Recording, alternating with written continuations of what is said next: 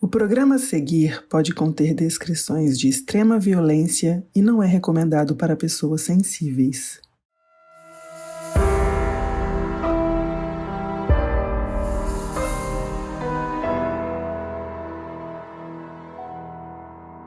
Eu sou a Mabê. E eu sou a Carol Moreira. Em 2009, João Pessoa se tornou palco de um dos crimes mais brutais já vistos no Brasil.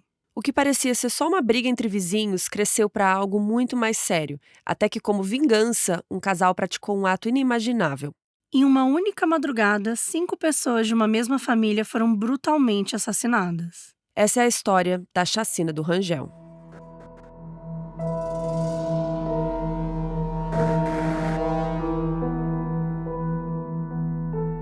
O bairro do Rangel fica na zona oeste de João Pessoa, capital da Paraíba. É um bairro relativamente próximo ao centro e que tomou forma ali no início do século XX, por conta do êxodo rural.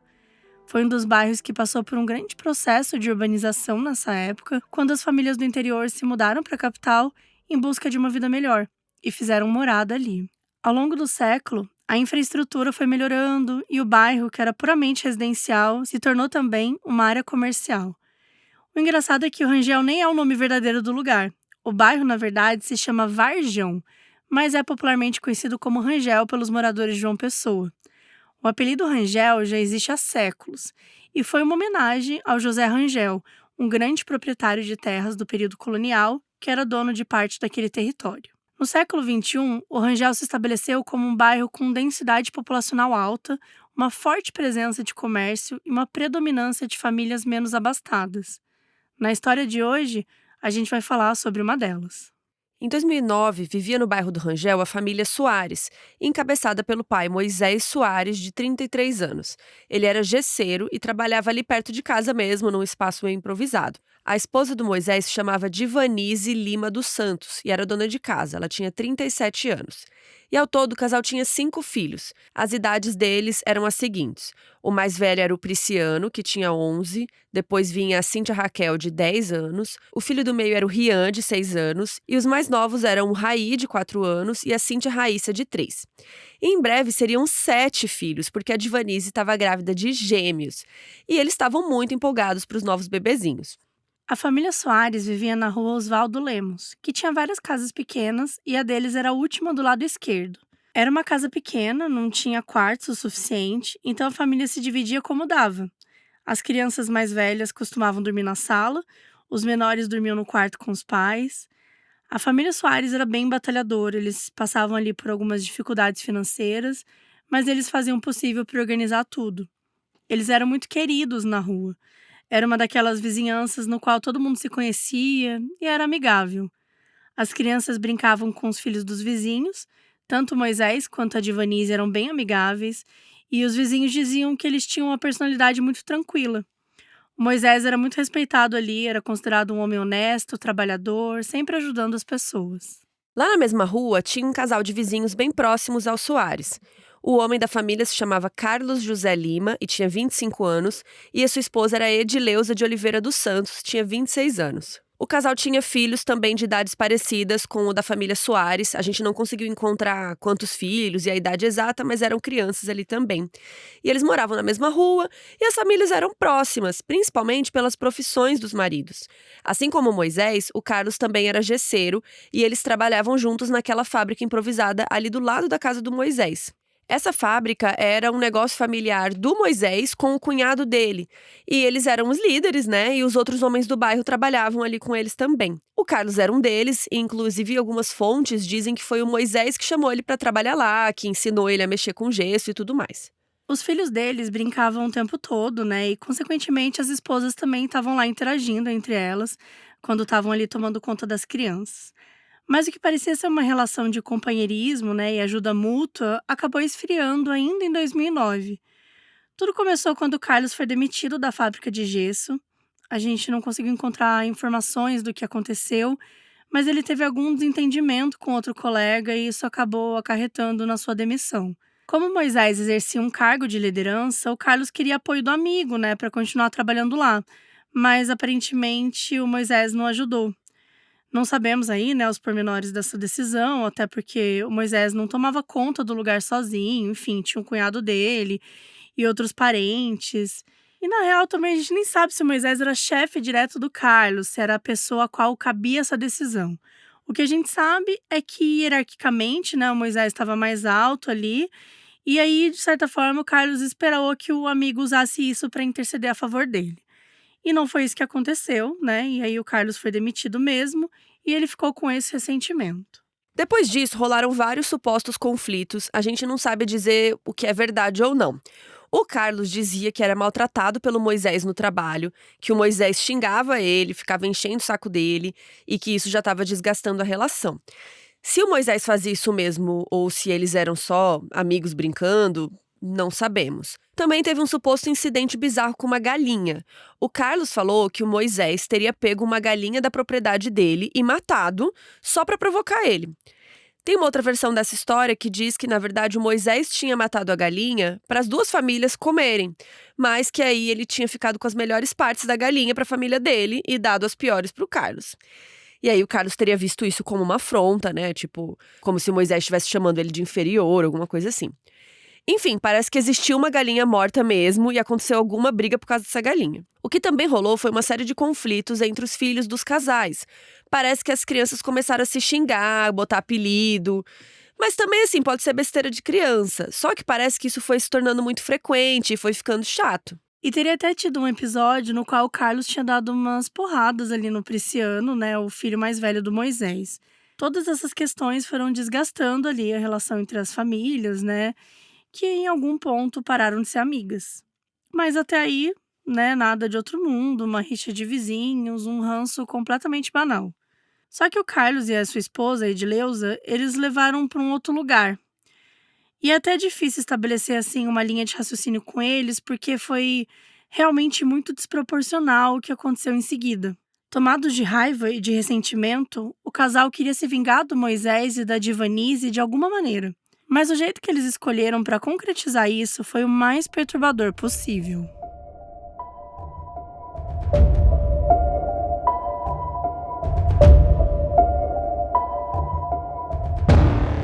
Era uma quarta-feira, dia 8 de julho de 2009. A tensão entre as duas famílias estava bem grande, já tinha rolado a briga da galinha, e segundo o Carlos, a Edileuza tinha medo de que o Moisés o matasse. No fim da tarde daquela quarta-feira, ela estava super agitada, falando disso o tempo todo. O Carlos passou o início da noite assistindo novela e jogo de futebol, até que umas 11 da noite a Edileuza chamou ele para conversar. Eles falaram sobre essa ameaça do Moisés, que supostamente, depois de matar a galinha, o Moisés também teria ameaçado matá-lo também, matar o Carlos. Não sabemos se isso é verdade ou não, mas aparentemente o Carlos ficou muito nervoso com essa conversa com a esposa e ele começou a sentir que precisava ir lá na casa do Moisés tirar alguma satisfação. E segundo o Carlos, a Edileuza queria ir com ele, mas ele não queria deixar. Mesmo assim, ela falou que ia, tal. E os dois saíram de casa perto da meia-noite e foram até a casa do Moisés, que ficava ali no fim da rua. Existem versões diferentes do que aconteceu a partir dali. Algumas matérias da época dizem que eles encontraram uma faca peixeira no vão de entrada da casa dos Soares, e outras fontes indicam que eles saíram de casa já com um facão próprio e com outros objetos cortantes. O que todas as fontes concordam é o seguinte, que Carlos e Edileuza arrombaram a porta dos Soares e entraram na casa brandindo esse facão. O que se seguiu ali, na madrugada de 9 de julho, foi um massacre. Ao entrar, eles deram de cara com a única filha que estava na sala, a Cíntia Raquel. Ela era a mais velha, de 10 anos. Ela estava deitada, dormindo no sofá, enquanto o resto da família estava espalhado ali nos outros quartos. E já ali, nesse primeiro momento, eles atacaram a criança que estava completamente indefesa, gente. Ela estava dormindo e ela foi esfaqueada 17 vezes na cabeça. Todas na cabeça. E, obviamente, ela morreu na hora. Vocês conseguem conceber essa ideia de esfaquear uma criança desacordada? Essa quantidade de vezes, realmente... O Carlos e a Edileuza entraram naquela casa com a intenção de matar. E a Cíntia Raquel foi a primeira vítima. Enquanto isso, em um dos quartos, uma das crianças ouviu tudo. O Prisciano, o menino mais velho, né, que tinha 11 anos. O quarto dele ficava mais próximo ali da entrada da casa. Então ele escutou pela janela uma voz feminina da Edileuza, tá? Um barulho estranho, que seria ela, tipo, amolando o facão. E daí ele ouviu o arrombamento e ele se escondeu embaixo da cama, assustado e sem saber o que estava acontecendo. Enquanto ele se escondia, os assassinos se dirigiram para o outro quarto, que era onde dormia o casal, o Moisés e a Divanise. E junto deles estavam na cama os 2 filhos caçulas, o Raí, de 4 anos, e a Cíntia Raíssa, de 3. Com o barulho do que tinha acabado de acontecer lá na sala, o Moisés acabou acordando, mas ele ainda estava meio com sono, né? Quando você acorda meio assim perdido. Quando viu, o Carlos e a Edileuza estavam dentro do quarto armados. A gente sabe que existia pelo menos algum outro objeto cortante além daquele facão, porque o Carlos ficou com o facão e a Edileuza estava com alguma outra coisa. Ao perceber o que estava acontecendo, o Moisés se levantou para tentar defender a família e foi na direção do Carlos, tentando tirar a faca dele. Mas como o Moisés tinha acordado abruptamente, assim, ele ainda estava meio zonzo, tropeçou e foi fácil para o Carlos rendê-lo. Lá no outro quarto, o Prisciano estava escondido embaixo da cama, foi ouvindo tudo. Ele escutou o Carlos dizer que ia cuidar do Moisés e falou para Edileuza focar nas crianças. O Carlos atacou brutalmente Moisés e deu um total de 46 facadas no ex-amigo. Foram 12 golpes na cabeça e o resto em diferentes partes do corpo, incluindo o pescoço. A essa altura, a Divanise e as crianças também já tinham acordado, né? Também estavam, assim, horrorizadas assistindo o Moisés ser morto. Nessa hora, a Edileuza foi até a Divanise e atacou ela também. A esfaqueou 20 vezes, sendo 8 dessas facadas na cabeça, no rosto, e depois ela se dirigiu às crianças. O menino Raí, né, de 4 anos, foi morto com 12 facadas, enquanto a caçula, Cíntia, tentou se esconder atrás do ventilador e acabou sendo morta com 14 golpes. Foi brutal, gente. As mãos da menina foram decepadas, colocadas em cima do guarda-roupa. A informação mais disseminada é que o Carlos matou Moisés, enquanto a Edileuza matou a Divanise e as crianças. Mas não dá muito pra ter certeza, né? Porque eles podem ter dado facadas diferentes em outras pessoas. Realmente foi uma cena horrível. E além do Prisciano que estava escondido, estava faltando mais um filho, o menino do meio, o Rian, de 6 anos. A gente não conseguiu entender exatamente em qual cômodo ele estava, se estava no quarto com os pais e os irmãos, ou se ele estava com o Prisciano, ou até na sala. O fato é que ele também foi atacado várias vezes. Ele ficou com cortes profundos no rosto, no pescoço, cortes nas mãos também, que provavelmente são de tentar se defender, né? Das 6 vítimas atacadas, 4 morreram. O pai, Moisés, as 2 meninas, a Cíntia Raquel e a Cíntia Raíssa, e o mais novo, o Raí.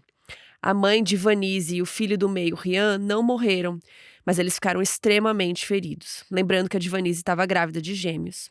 O Carlos e a Edileuza só deixaram eles lá, agonizando. Talvez eles interpretaram que iam morrer rápido, ou talvez nem se tocaram que estavam vivos. Porque a cena, gente, era muito sangue pra todo lado, né? Pessoas mortas, pessoas desacordadas. Não dava pra ter certeza quem estava vivo, quem estava morto. Antes deles irem embora, a Edileuza ainda se tocou que faltava o Prisciano. Debaixo da cama, ele a ouviu falar: "Peraí, tá faltando um." Mas mesmo assim, ele continuou quieto, escondido, segurando o choro e tentando não fazer nenhum barulho. Por fim, o Carlos e a Edileuza foram embora da casa e o Prisciano esperou alguns minutos até sair do esconderijo para confirmar que realmente não tinha mais ninguém ali.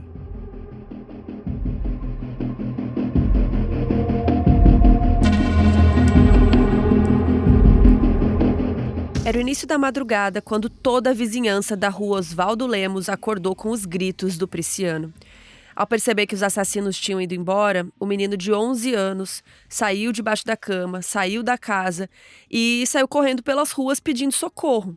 Ele gritava o nome dos pais, dos irmãos, chorava muito, não sabia o que fazer. Imagina, gente, o choque dessa criança, anos, né? 11 anos. Totalmente transtornado. E qualquer idade, né? A pessoa ia sair desesperada, não tem nem o que fazer. Ele só saiu gritando, Sim. não sabia nem o que pedir. E aí os vizinhos acordaram. Alguns ficaram na janela com medo de sair também, porque não sabiam o que estava acontecendo. Mas alguns saíram na rua e foram ajudar o Prisciano. E em questão de minutos, toda a vizinhança soube o que aconteceu com a família Soares, que eles tinham sido assassinados. E aí todo mundo foi ligando para a polícia e para os bombeiros. Gilson José Barbosa era bombeiro militar na época do crime e ele estava tendo uma noite relativamente tranquila, quando recebeu um chamado que tinha vários gritos na rua Oswaldo Lemos e uma concentração de vizinhos na frente de uma casa. Alguns bombeiros foram para lá, né, incluindo o Gilson, e ele tomou um susto enorme ao entrar na casa.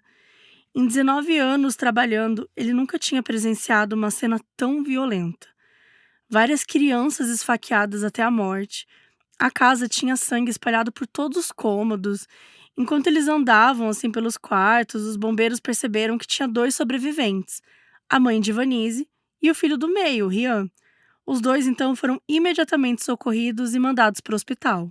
O Prisciano estava em total choque, mas fez o melhor possível para falar com os bombeiros e depois com a polícia. A polícia ainda estava indo para lá. Ele falou que tinha sido os vizinhos, o Carlos e a Edileuza, então o Gilson e os outros bombeiros já foram até a casa deles para dar uma averiguada. Assim que chegaram, o Gilson se surpreendeu com a postura do casal. Os 2 estavam super limpinhos de banho tomado, os 2 fingindo que nada, assim, que não sabiam de nada. Os bombeiros fizeram esse papel de ir lá na casa deles enquanto a polícia chegava, né? Então eles ficaram ali meio que vigiando o casal.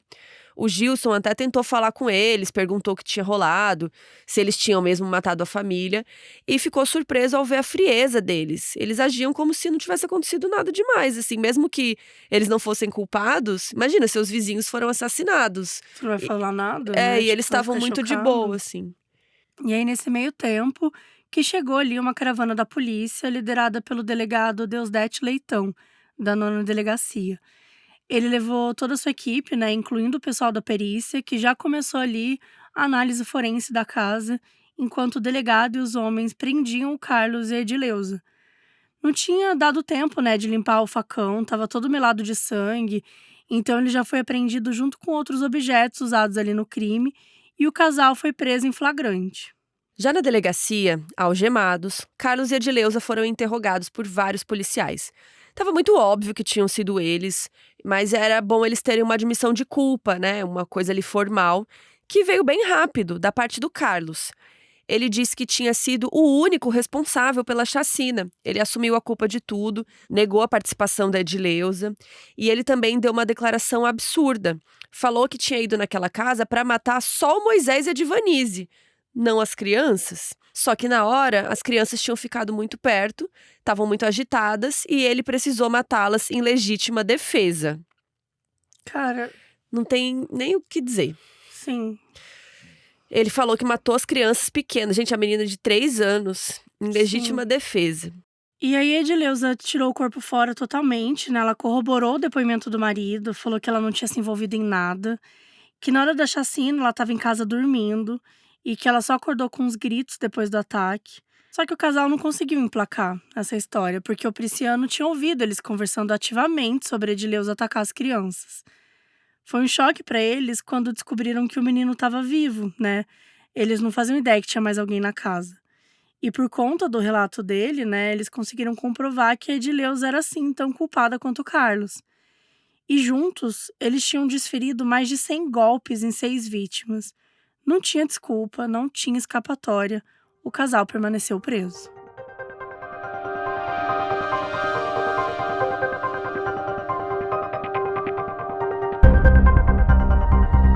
Na manhã seguinte, João Pessoa acordou com a notícia daquela chacina.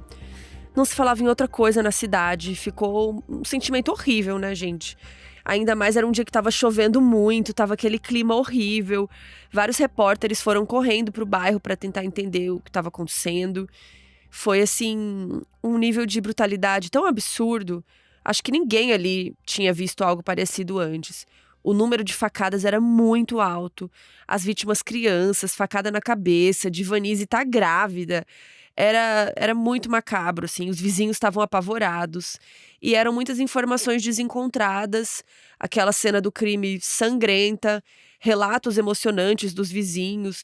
Até para os jornalistas lidarem com isso ali foi muito pesado. A repórter Regiane Negreiros foi uma das jornalistas que cobriu o caso desde o início. E ela falou na época que ela nunca tinha presenciado algo assim na sua profissão. E anos depois, ela até comentou que essa cobertura foi o momento mais tenso e triste como jornalista. A ficha só caiu para ela quando a equipe entrou na casa e viu sangue por todo lado. No chão, na cama, na parede. Tanto que teve um momento que a equipe toda precisou sair, respirar um pouco antes de gravar a cena. Porque era, era muito triste, né? Presenciar ali algo muito horrível e ainda falar sobre isso. Naquele dia, a Regiane abraçou muitos vizinhos, chorou junto, consolou. Ela disse que foi o dia que ela mais aprendeu sobre jornalismo e sobre humanidade. Até o motorista do carro do ML, que já trabalhava há 30 anos e estava perto de se aposentar, né? Enfim, ele via corpos todos os dias. Até ele estava chorando naquela tarde de 9 de julho. Nas entrevistas, uma vizinha falou sobre como ela ficou assustada ao acordar com os gritos do Priciano. Já outro falou que os Soares eram uma família muito boa, que sempre via os meninos descendo para comprar pão, brincando, que o Moisés era um cara trabalhador, que eles eram super tranquilos. Inclusive, o pessoal da rua se chocou muito com a brutalidade do Carlos e da Edileuza, porque comentaram que eles não eram pessoas violentas, que eles sempre tinham sido simpáticos, que nada na personalidade deles indicava que eles seriam capazes de cometer uma coisa assim tão cruel. Alguns vizinhos passaram mal, outros foram embora, passaram uns dias em outros lugares. Enfim, tava todo mundo meio com medo, né? Meio traumatizado, assim.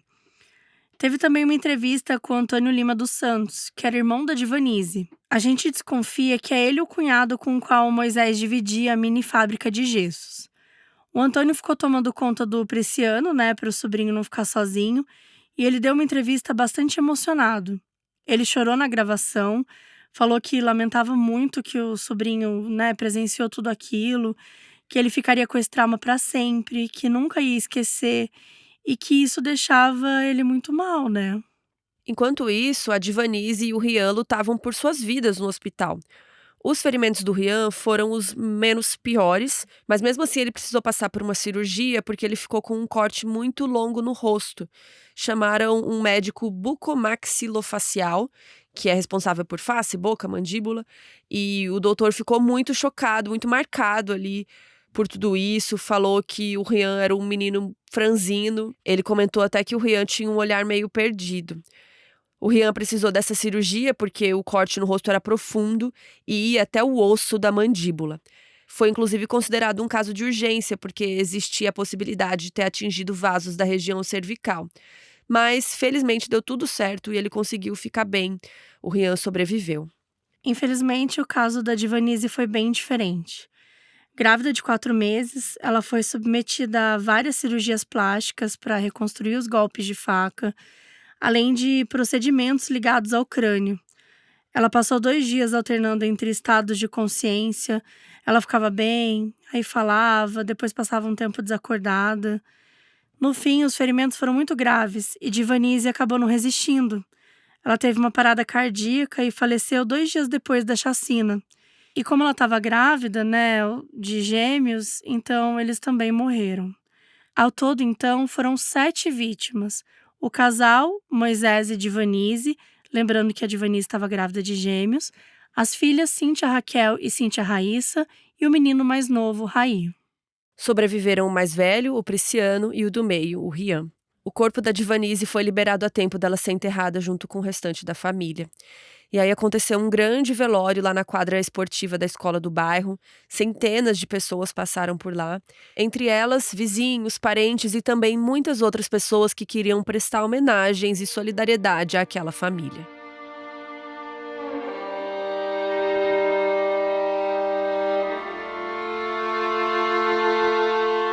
Após a morte da família, o Priciano e o Rian ficaram completamente fragilizados. A maior parte das informações sobre o que aconteceu com eles após o crime veio do Antônio de Pádua, o assistente social que trabalhava no conselho tutelar na época da chacina. No dia 9 de julho de 2009, ele também estava tendo um dia tranquilo no trabalho, quando uma colega o avisou que ele ia assumir um caso bem sério e contou para ele sobre a chacina que tinha acabado de acontecer. O Antônio e essa colega foram na escola onde os meninos estudavam e conversaram um pouco com a diretora para tentar entender melhor sobre a situação. Logo depois foram para o bairro onde tudo tinha acontecido e o Antônio conheceu eles. Conversou bastante com a avó materna, a mãe da Divanise. Ele explicou que estava ali para ajudar a família, né, para garantir que eles ficassem bem dentro do possível. Os dois estavam conversando no quarto quando o Priciano entrou e deitou na cama, com o rosto virado para a parede. Ele ficou ali ouvindo a conversa. Foi só quando o Antônio disse que ia cuidar deles que o Priciano virou de frente, ficou olhando para ele e começou aos poucos a se abrir. Isso foi logo no dia seguinte após o crime. Então imagina a cabeça dessa criança, né? Ele ouviu a família dele praticamente inteira ser morta, assim, é muito chocante. Ao longo dos dias, o Antônio então foi se aproximando do Priciano, né, para garantir que ele tivesse toda a ajuda possível, encaminhou ele para uma psicóloga. Quando a Divanise morreu, 2 dias após a chacina, foi o Antônio que contou da morte dela para o Priciano. Foi no momento que o Priciano estava brincando com os primos, e daí o Antônio chamou ele no canto e usou uma metáfora sobre plantas. Ele disse que Deus tinha plantado uma semente na terra, né, a mãe dele, que ela tinha gerado vários frutos, os filhos, e que agora Deus tinha precisado da semente de volta, então tinha levado. Depois disso, o Priciano ficou muito grudado no Antônio, acabou virando tipo uma figura paternal assim para ele. O Priciano então ficou morando com a avó e o Antônio visitava ele o tempo todo. Depois que o Rian passou pela cirurgia, recebeu alta do hospital, ele também foi ficar com a avó e o irmão. Ele também foi criando um vínculo com o Antônio, tanto que no dia da missa de 7º dia, quando o Antônio chegou, os 2 meninos saíram de perto da família e foram correndo para ficar com ele, assim, né, ficar ali do lado dele. E o Antônio fez o máximo que ele pôde. Quando chegou o dia das crianças, ele deu um videogame para os irmãos, ouvia os desabafos deles, levava eles para passear, enfim. Os avós ali, a família ficou muito grata pela presença dele. No fim, os meninos ficaram morando com a família materna mesmo. A maioria das reportagens diz que eles ficaram na casa de uma tia. Então, talvez eles ficaram na avó só no começo, depois foram para essa tia. Mas, de qualquer jeito, né, ali confortados pela família.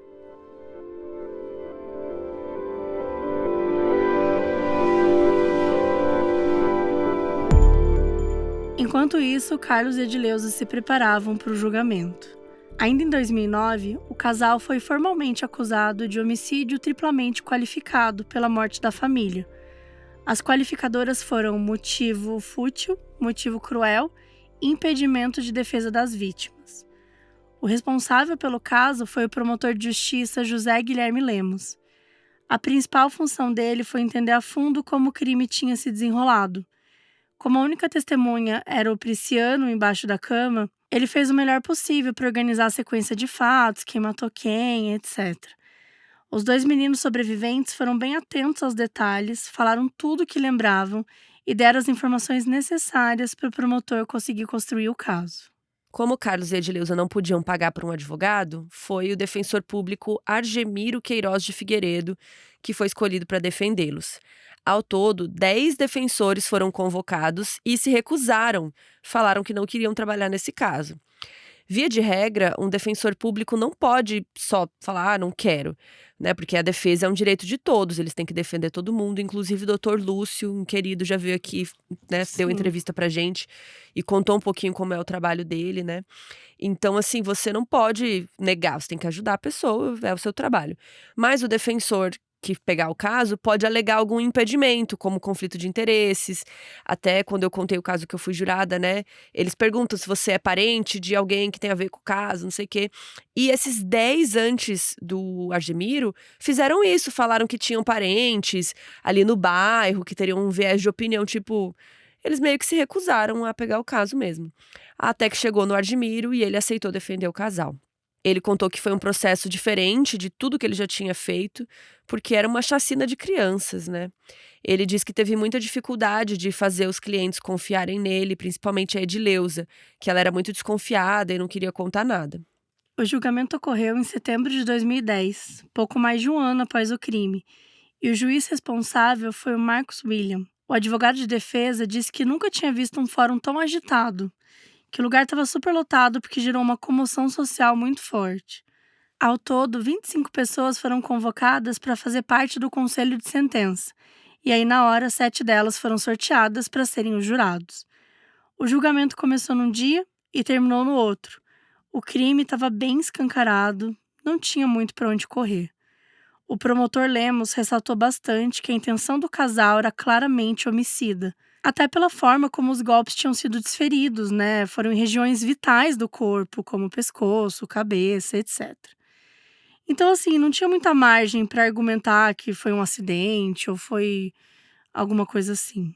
Por volta de 11 testemunhas foram ouvidas, de acusação e defesa, incluindo os réus. Como a principal testemunha era menor de idade, o Priciano, o juiz quis resguardá-lo.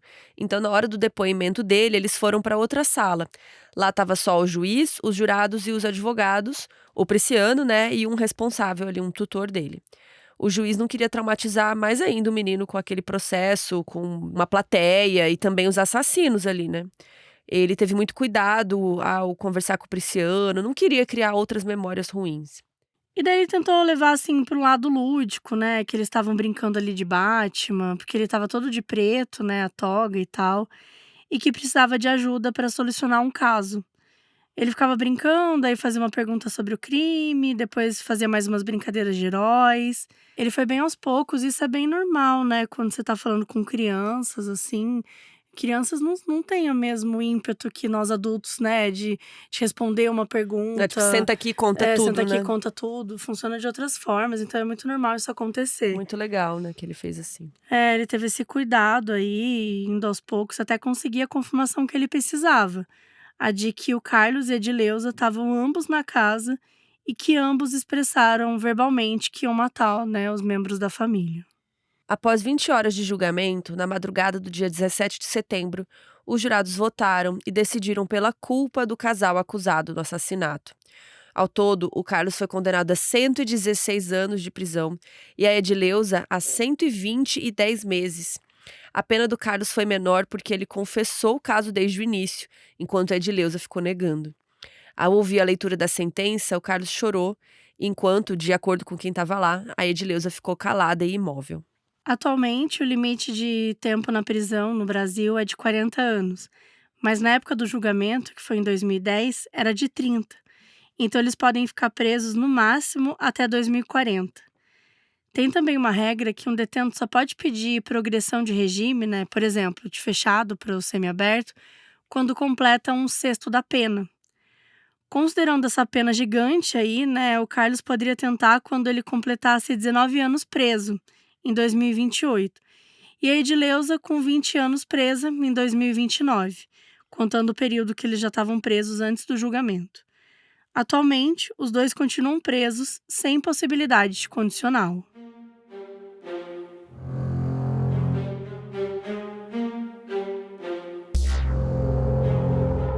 Mesmo após o julgamento, os crimes de Carlos e Edileuza não foram perdoados por grande parte da população.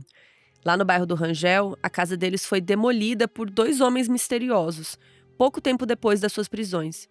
Esses 2 homens chegaram de moto, uma moto preta e uma moto vermelha, estacionaram e destruíram a casa a marteladas. Eles foram embora, fugiram e nunca foram identificados. Depois disso, várias crianças e adolescentes saquearam os escombros da casa e, em seguida, os adultos também fizeram isso, levando panelas, móveis e outras coisas que ainda tinham por lá. A casa da família Soares, onde o crime ocorreu, também foi derrubada, mas sob um contexto bem diferente. A casa foi demolida por parentes, vizinhos e amigos que não queriam que aquele espaço continuasse do jeito que era, com tanta dor, tantas memórias ruins.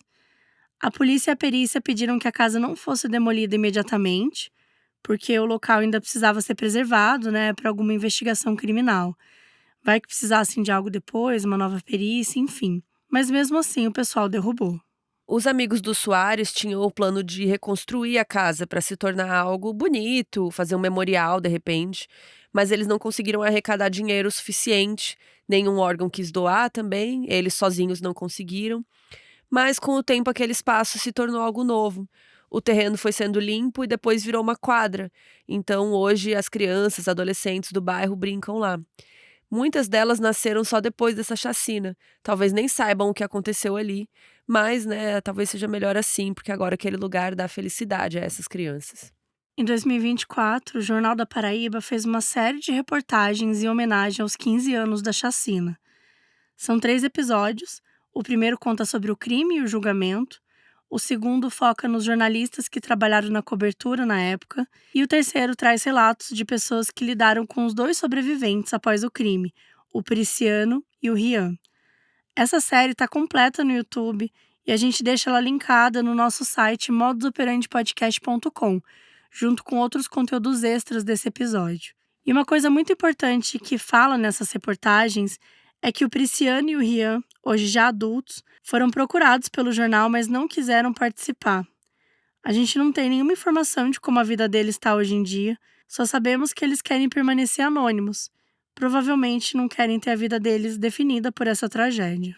A chacina do Rangel foi um dos crimes brasileiros mais chocantes desse século, e mesmo 19 anos depois, os moradores do Rangel se lembram ainda do terror na voz do Prisciano enquanto gritava por ajuda.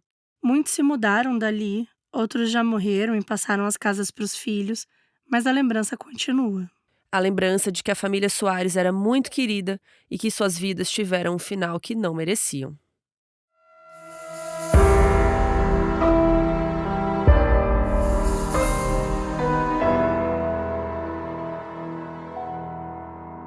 O áudio no início desse episódio é de Rayana Morena. Obrigada por nos apoiar!